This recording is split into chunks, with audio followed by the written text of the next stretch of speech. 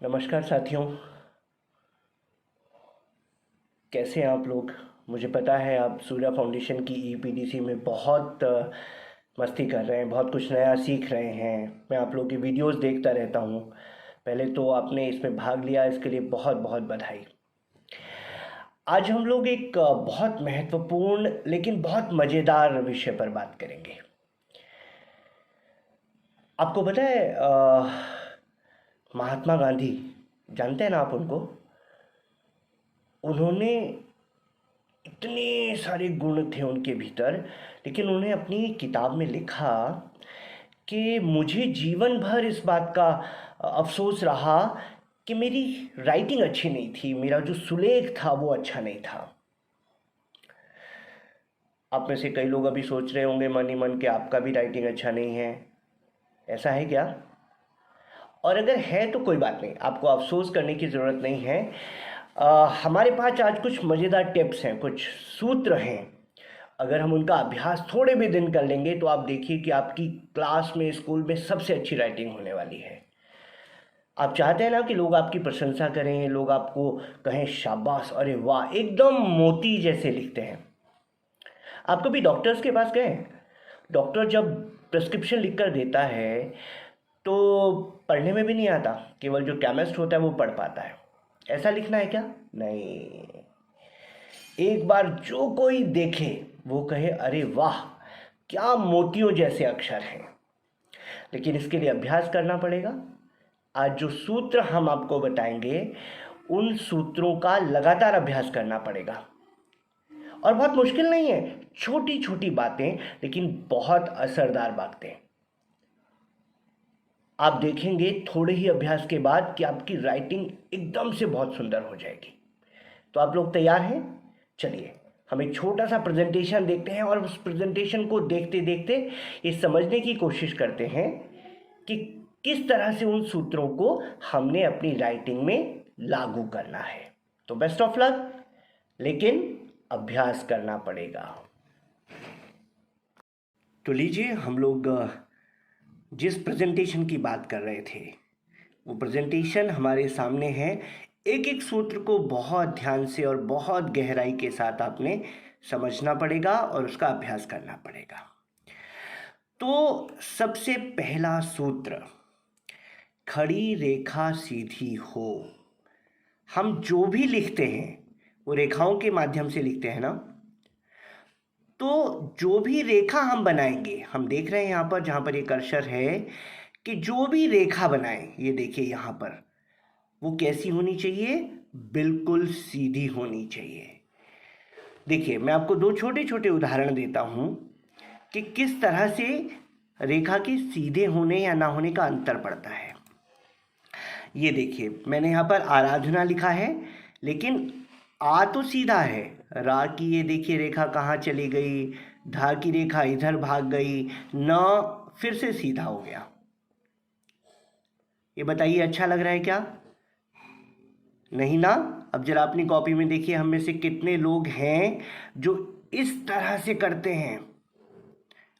लेकिन ये देखिए, अब पूरी तरह से आराधना, कोई भी रेखा आप देख लीजिए, रेखा एकदम सीधी है। तो पहला सूत्र और सबसे महत्वपूर्ण सूत्र आप गांठ बांध लीजिए, वो है कि खड़ी रेखा सीधी हो। अक्षर बनाने के लिए, शब्द बनाने के लिए मैं जो भी रेखा खींचूंगा या खींचूंगी वो एकदम सीधी होनी चाहिए। तो ध्यान आ गया ना आपको? पहला सूत्र, खड़ी रेखा सीधी हो। और उसका प्रभाव हम यहाँ पर देख सकते हैं। ये देखिए, अगर सीधा नहीं है तो कैसा दिखता है, और सीधा है तो कैसा दिखता है। तो पहला सूत्र अपने मन में बैठा लीजिए और हम आगे चलते हैं। ये दूसरा सूत्र है, आधे में अक्षर चौथाई में मात्रा। अक्सर क्या होता है, हमें ये समझ में नहीं आता कि मात्रा कितनी बड़ी लगानी है। लेकिन याद रखिए कि आप जितना भी बड़ा अक्षर बनाएंगे, मात्राएं उसकी आधी होनी चाहिए, चाहे मात्राएं ऊपर लगे चाहे मात्राएं नीचे लगे। देखिए हम एक छोटा सा उदाहरण देखते हैं। अक्सर हम क्या करते हैं, यहाँ देखिए आधुनिक मैंने लिखा था और ध के नीचे की मात्रा कितनी बड़ी हो गई, लेकिन न के ऊपर जो ऊ की मात्रा लगाई वो बहुत छोटी हो गई। तो इसका सही तरीका क्या है, यहाँ देखिए मेरी रेखाएं तो सीधी हैं लेकिन मात्राओं में गड़बड़ हुई, इस कारण से थोड़ा सा गड़बड़ हो गया। लेकिन इसका सही तरीका है ये कि हमारी जितने भी बड़े अक्षर हैं, हमारी मात्रा चाहे वो नीचे हो चाहे वो ऊपर हो, वो अक्षर से आधा होना चाहिए। तो दूसरा सूत्र क्या हुआ, दूसरा सूत्र है आधे में अक्षर चौथाई में मात्रा, ये दूसरा सूत्र है। याद रखिए पहला सूत्र था हमारा खड़ी रेखा सीधी हो, दूसरा है आधे में अक्षर और चौथाई में मात्रा। अगर आपने मात्राएं छोटी बड़ी की तो फिर आप सुंदर नहीं लिख पाएंगे। तो दूसरे के बाद अब हम चलते हैं अपने तीसरे सूत्र पर, सभी मात्राएं अक्षर से आधी हैं। और ये देखिए सूत्र 4 बहुत महत्वपूर्ण। आप यहां देख रहे हैं ये जो कंप्यूटर से लिखा हुआ है, अगर मैं यहां से देखिए हमारी पूरी वर्णमाला में 2 तरह के अक्षर हैं। एक तो अक्षर ऐसे हैं जो कहीं ना कहीं रेखा से जुड़ते हैं, जैसे अगर हम यहाँ पे स और भ को देखें तो ये रेखा के साथ जुड़ रहे हैं। या फिर दूसरी तरह के अक्षर होते हैं जो घूमते हैं, जैसे र को हम यहाँ पर देखें तो वो घूमते हैं। तो 2 ही तरह के अक्षर हैं, या तो वो कहीं ना कहीं रेखा से जुड़ेंगे या फिर वो कहीं ना कहीं घूमेंगे। तो इनका जुड़ाव और घुमाव ये हमेशा रेखा के आधे पर होना चाहिए। अगर हम ऐसा नहीं करते हैं तो देखिए क्या होता है। ये देखिए मैंने स को कहाँ जोड़ा है रेखा के साथ, और म को कहाँ जोड़ा है, य को भी कहाँ जोड़ा है। लेकिन इसका सही तरीका है, ये देखिए अगर हम स म और य के बीच में एक रेखा खींचे तो एक सीधी रेखा यहाँ पर खींचनी चाहिए। अब आपको ध्यान में आ रहा है ना, जो हमारा सूत्र है कि सभी अक्षरों का जुड़ाव और घुमाव रेखा के आधे पर होना चाहिए। तो इसको आप गांठ बांध लीजिए, और समझने के लिए मैंने 2 उदाहरण यहाँ पर आपको दिए हैं। तो लीजिए अब हमारा ये जो 5वां सूत्र है और बहुत महत्वपूर्ण सूत्र है, यहाँ देखिए मैंने लिखा है राम ने रावण को मारा। लेकिन हम देख रहे हैं यहाँ पर कुछ गड़बड़ है। राम और ने के बीच में अंतर बहुत कम है, रावण और को के बीच में अंतर बहुत ज़्यादा है। तो प्रश्न ये उठता है कि शब्दों के बीच में कितना अंतर होना चाहिए और अक्षरों के बीच में कितना अंतर होना चाहिए।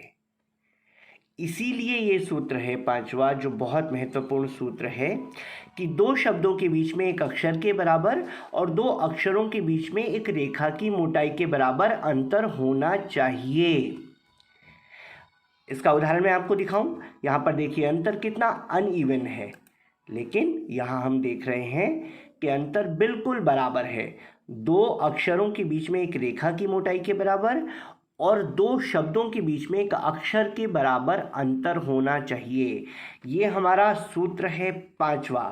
ध्यान रहेगा ना आपको, 5 सूत्र ध्यान में आ रहे हैं। हाँ, 5वां सूत्र बहुत महत्वपूर्ण है। जब आप बड़ा बड़ा लिखते हैं, बहुत सारा लिखते हैं, अगर आप इसका ध्यान रखेंगे तो आपको बहुत आसानी होगी और आपका लेख भी बहुत सुंदर हो जाएगा। इसके बाद मेरे पास कुछ और छोटी छोटी बातें हैं जो आपको ध्यान रखनी चाहिए।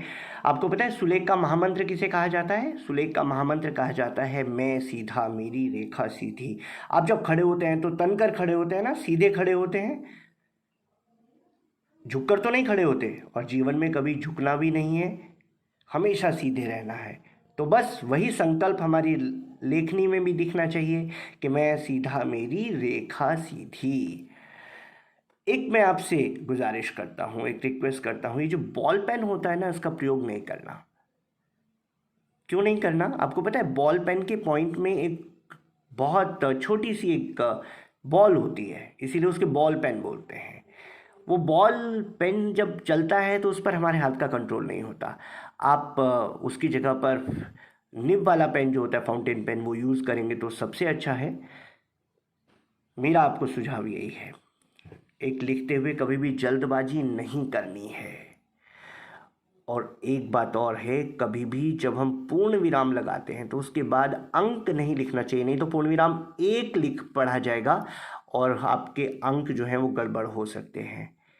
तो ये छोटी छोटी बातें थी जो मैंने आपको बताई, और मुझे लगता है कि ये पांचों सूत्र आपको ध्यान भी रहे होंगे, और आप लोग अभी से जुट जाइए, अपनी प्रैक्टिस करिए और सबसे सुंदर लेख बनाकर दिखाइए। Thank you.